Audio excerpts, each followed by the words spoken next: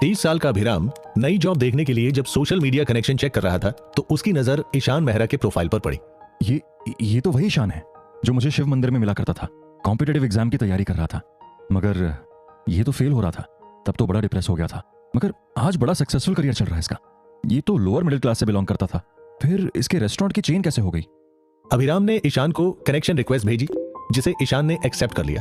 दरअसल कुछ साल पहले जब अभिराम यूपीएससी की तैयारी कर रहा था, उसमें सक्सेस पाने के लिए भगवान से प्रार्थना करने रोज पास के शिव मंदिर जाया करता था।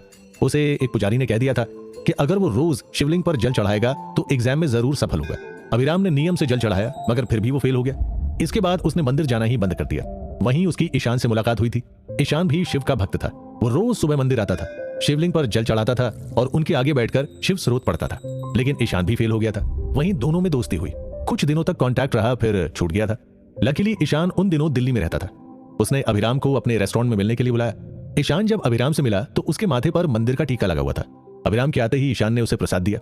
लो दोस्त, भोलेनाथ का प्रसाद। अभी सीधा मंदिर से ही आ रहा हूँ। अभी भी मंदिर जाते हो? हाँ, क्यों नहीं।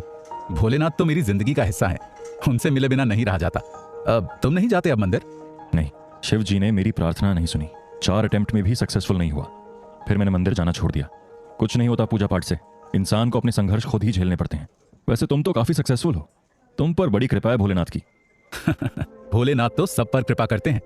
वो तो हम इंसान ही हैं जो उनकी कृपाओं को समझ नहीं पाते और शिकायत करते हैं।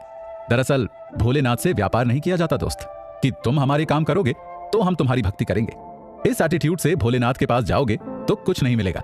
वैसे तुम्हें एक बात और बता दूं, मैंने भी 4-5 साल फेलियर्स के देखे, मगर मैंने भगवान शिव में आस्था नहीं छोड़ी।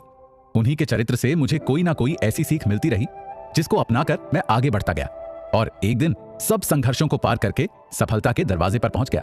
भगवान शिव कहते हैं, मैं तुम्हें रास्ता दिखाऊंगा और तुम उस पर विश्वास और कर्मठता से चलो, तुम्हारे काम अपने आप बन जाएंगे। तुम कहना क्या चाहते हो? जरा खुलकर बताओ, ऐसा क्या सीखा तुमने भगवान शिव से?